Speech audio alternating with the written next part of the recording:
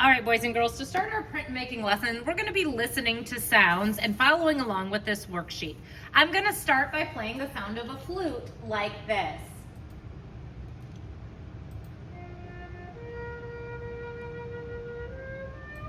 That might be a little hard for you to hear, but what I'm doing is making shapes that remind me of that sound that the flute is making. To me, the flute feels a little soft, so I'm making the outlines of my shapes soft. You'll notice that I'm not making just lines. This is a line. If I want to turn that line into a shape, I'm going to connect it back to itself, and now it turns into a shape. Okay, this little area here is filled with shapes that remind me of the sound of the flute. Now I'm moving to the next instrument. This one is the saxophone. So I will play the sound of the saxophone for you.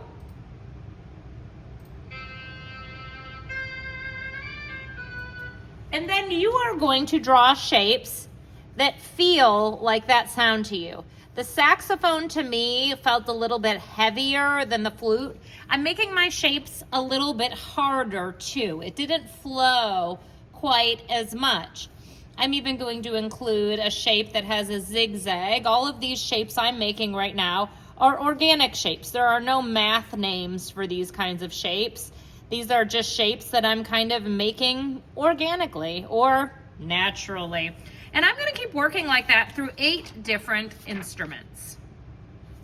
All right, now I'm finished and I have 8 different rectangles that are full of shapes that remind me of instruments.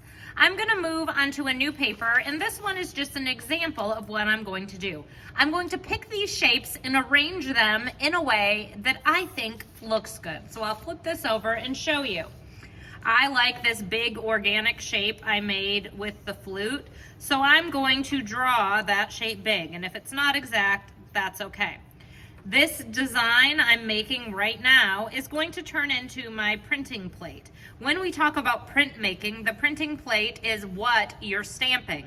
So the printing plate is what we're going to be putting ink or paint onto, and it's what we're going to be pressing down when we do the stamping part. You don't want to layer shapes. So for example, I'm not drawing shapes on top of the shape I already made, because eventually we will be cutting this out with a different material. Now this is all ready. I'm happy with my design. I can always make changes to it. You can see that I use shapes from my flute, my saxophone, and also the bells a little bit. I think I'm actually going to put a few rectangles here. I made some rectangles when I was listening to the snare drum. All right, now it is time to make my printing plate, and I'm going to be cutting these shapes out of foam.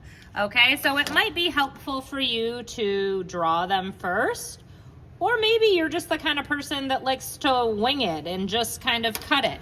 The cool thing is that these are natural shapes. They are organic, so if I make a little mistake, nobody's even going to notice. They're not going to think, wow, Mrs. Westman really can't cut an organic shape. They're going to say, interesting shape. Now, when I'm doing this is the positive space right here, what I cut out. Sometimes it's fun to play with the negative space. So, for example, maybe I'll cut out this outline of a shape I made and use that in my composition as well. Now, in my sketch, I didn't have anything like that. But you know, the thing about being an artist is that sometimes as you're working, you come up with ideas and what you do changes. So I came up with that idea when I saw it, and because I let myself kind of be an artist and make those changes, I decided, I think I'm gonna try it, and I like it. Okay, now I'm going to cut out some of those kind of star shapes, and I'm not stacking. So an example of stacking would be if I'm putting this on top of other foam. I can put it next to the other foam, but I really don't want it on top. When I'm using this, I'm also trying not to waste. The foam isn't really cheap, so I want you to use as much as you possibly can and try not to ask for a second piece. You should have just about enough.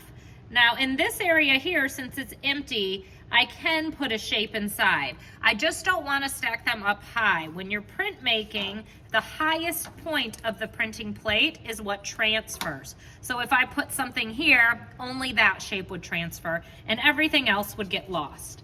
Okay, so now I'm feeling good about this. You can tell it's not exactly like my sketch, and that's totally okay. Because I'm an artist, I kind of let myself make those types of changes. Now I'm going to glue my foam onto my printing plate, which is just a piece of cardboard, really. And then I'm going to repeat this step with paper. The reason I'm doing this is just to try something fun and new, where next week when we are doing our printmaking step, we'll actually be stamping right on top of the paper we make next. I'll time lapse you while I finish gluing. Now I'm just going to repeat that with paper, and it doesn't need to be exactly the same, so I'm kind of cutting out that organic shape. Great. And then maybe I'll use the outline. When I do it with paper, it is okay if they overlap, because I'm not going to be stamping this. So on this, the paper one, I can stack like that. That's okay. And you'll notice I'm not doing it exactly the same. I kind of am doing inspired by that same thing, but not exactly. I use those rectangle shapes, and then I'm going to repeat them. Zigzag shape. I think I'll put that in there. And I could even add things. Maybe I didn't get to use the long, thin rectangle I made with the snare drum on my printing plate, so I want to do it here. Okay, I think that looks pretty cool. So I'm just going to glue those pieces of paper down. When I'm gluing, it's really important that I'm putting glue in the right places. So the right places are around the edge. The edges are what pop up when you're gluing. So if you put some just in the middle, it might stick to the paper, but it's probably not gonna lay flat. And we want these to lay flat, not be popping up all over the place. So I'll show you here what you don't want. You don't want to put just a glob there. What you do want is to trace around the outside edges. I'll time lapse you while I finish. All right, that's all glued down. I'm just gonna flip that over and give it a back rub so it's stuck down really well. I can do the same thing to my printing plate if I think it's going to be helpful. And then I just wanna make sure my name is on everything because these are ready to dry, and next time I see you, we are going to be doing the printing or the stamping. All right, boys and girls, now that my printing plate is mostly dry, it is time for me to start stamping. Stamping is the part of printing where we use materials like a brayer and ink. A brayer is this rolly tool, and to use it, I just roll it into the ink. You'll notice now that it's kind of clumpy. So if yours is looking clumpy, you want to roll it so there's a nice even layer. Now my plate here has 2 colors on it. That's just because I'm trying to save space. Your plates will only have 1 color, so you won't have to worry about them mixing. All right, now I look like I have a nicer even layer there on my printing plate. I'm going to hold my stamp with one hand and roll the ink across my printing plate. I want it to get onto every raised surface. So in my case, it's whatever's pink, not gonna be pink anymore or for long. All right, now mine is all covered with ink and it's ready for stamping. When I stamp, I wanna make sure my hands are clean. So I might need to set this to the side here and go wash my hands. I also need to add my name. I think it's easier to add my name before I do the stamping. I'm just writing it in the bottom corner. Then I'm taking my paper and I'm lining it up. When I put the stamp on, it's important that I do it straight. If it's crooked like this, it really doesn't look good or right. So I'm lining it up with the top and the bottom. You can see that this is an equal line, that's an equal line. It almost looks like it's framed, not crooked. All right, now it's sitting down on the paper. I'm going to hold it still with one hand and rub one half with the opposite hand. This promotes the ink transferring. Now I'm switching my hands' jobs and my other hand is holding it still while the other presses down. When I think I've gotten a lot of good pressing on there and the ink has transferred, all I do is lift up. Uh-oh, you can see mine wasn't quite all the way dry, but that's actually good because I'll show you what to do. And it transferred, great. Okay, you can see mine popped up here. If that happens to you, no big deal. I'll have hot glue ready to go just like this. And the cool thing about stamping is you just repeat. So I can simply do that again. If I'd like to change colors, before I do, I'm going to use a paper towel. The paper towel is totally dry. I'm just taking it and setting it onto my stamp and pressing. This just gets most of the ink off. It's not all gonna come off. It's still gonna look a little bit red, but that's okay. I'm going to switch to a black ink now. I'm rolling again my brayer. The brayer's that roly paint tool, to make a nice equal layer. I don't want like globs in some spot and none in the other. I want it to be pretty equal all throughout. Then I'm rolling it on to the stamp itself.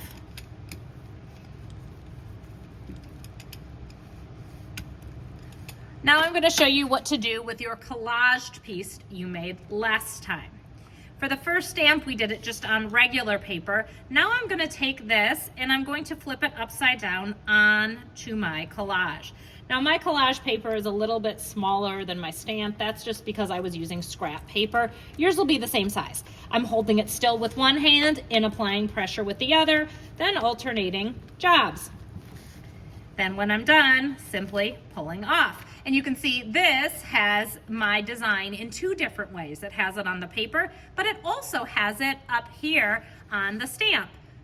Oop, I forgot to write my name. That's a good lesson. If you forget to write your name, you just do it in a little corner when you're done. Setting these to the side and then stamping again. On this one, I'm going to show you what happens if you move your printing plate around. So probably this one won't turn out great.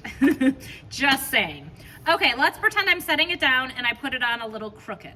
This is not how you want it to be lined up. You can see it doesn't look like a frame. It just looks messy, right? So I already pressed it down. I can't move it. If you move it and rotate it, what happens is it smears. So instead of a nice stamp, I get this really messy, sloppy one. So if that happens to you, no big deal. The cool thing about printmaking is this goes in the recycle bin and I try again. That's what makes printmaking so much fun.